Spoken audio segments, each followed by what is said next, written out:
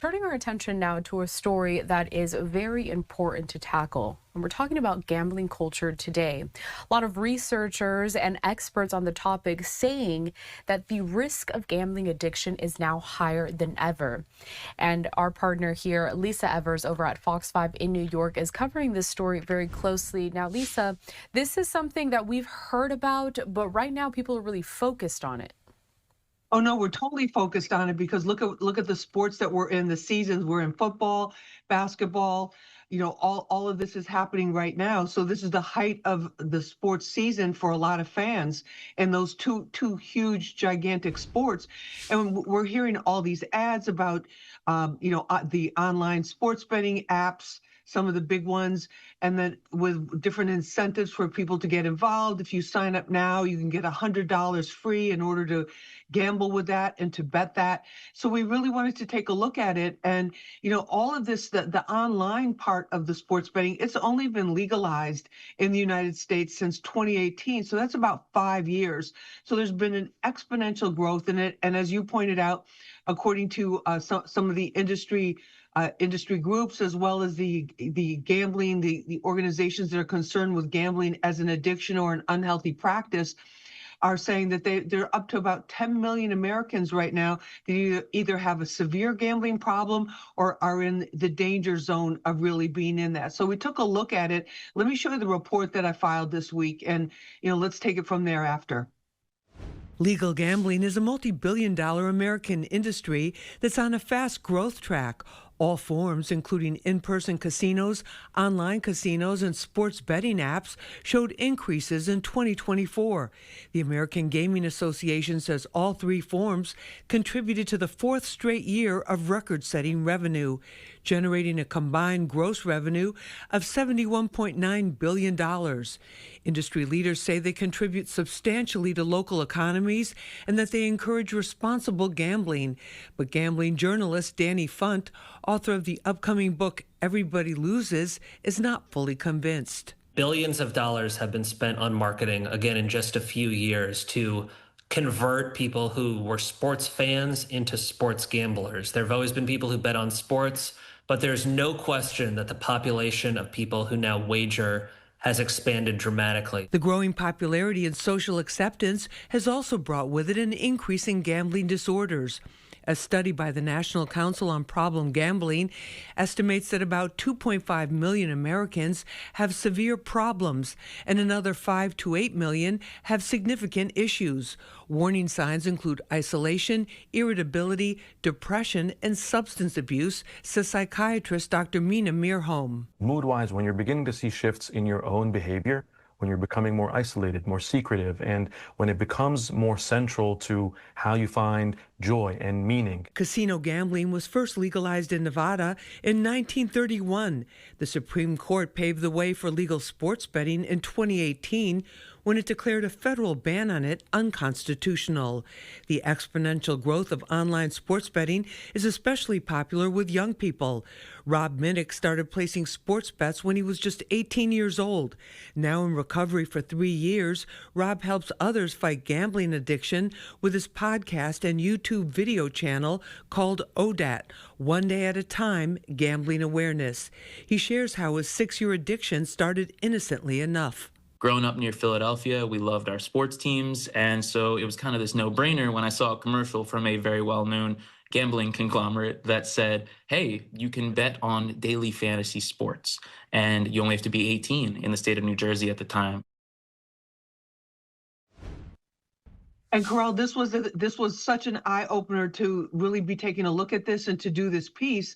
And one of the things Rob Minnick, who you just saw, he was 18 years old when he says he became addicted to gambling. He was a high school student. He was headed to college, which he actually made it through college, even though he had this gambling addiction in large part because of his family support. But he said that here he was, he's working part-time at a job. He's getting, $15 or something around that amount per hour. And then he's hearing, oh, we can, I can sit around with a bunch of my friends. We can all get together and I can make $100, and that which would have taken him many more hours to do at the part-time job. So he said that's how he got started. But unlike his friends who were able to kind of leave it and walk away, he became more and more involved in it.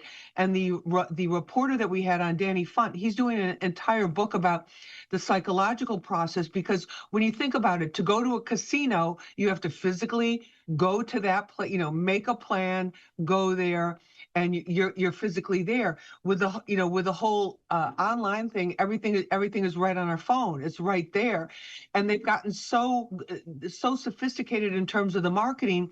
You don't even have to bet on the whole game. You can bet on a certain play. You can bet on a certain, something that's going to happen depending on what the sport is while the game is going on. So people are glued to their phones, and this is where there's been such a gigantic rise in the online gaming. The American Gaming Association they've shown, I mean, when you're talking about nearly a $72 billion industry, and then the biggest growth in that over the last 4 years, has been in this online sports betting, piece of it, and the profitability of it is just immense. So a lot of people aren't looking at it. And then the psychiatrist, Dr. Mina Meerholm, said to us, he said, listen, he goes, one of the big problems, he goes, honestly, he goes, the whole psychiatric industry on the medical side, he said, we're just starting to recognize this as a serious disorder. People are showing up in emergency rooms because they're in such bad shape mentally and physically, because they've gone on these gambling binges.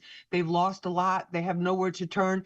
And the theme that was echoed through all three of the guests was, the attitude of a lot of people has been like, oh, if someone says, I can't stop gambling, friends and family members will just say, well, just stop. And they look at it as a financial issue, as financial mismanagement, like, oh, you used your credit card too much and you're running up too many bills, when in fact there's a lot more to it. Because what the psychiatrist told us, which was the other piece that I thought was really, really interesting, is that it actually rewires your brain so that you start to crave it the same way that you would crave a drug or crave alcohol or crave the way you feel when you're on an alcohol or a drug high. And it's just, there's a lot to it, and there's been very little, according to the Danny Funt, the journalist, a very well-respected journalist in the field.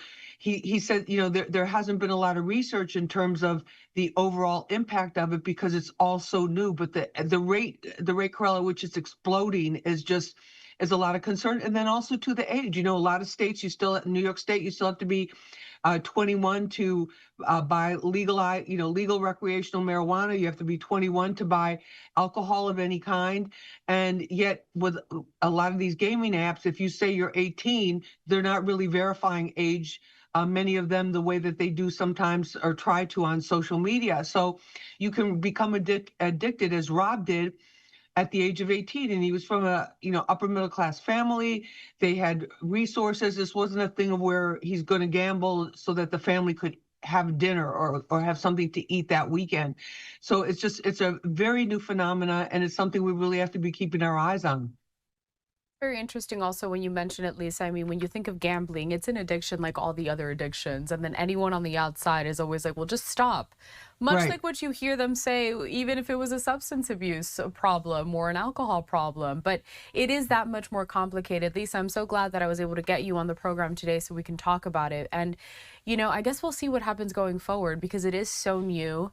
And I guess there's a lot of different things to tackle within it, whether it be letting 18-year-olds start to gamble and really just the process of being able to rehabilitate someone. But just really interesting stuff. Lisa Evers with Fox 5 in New York, we always appreciate your time and we'll keep in touch. All right. Thank you for having me on.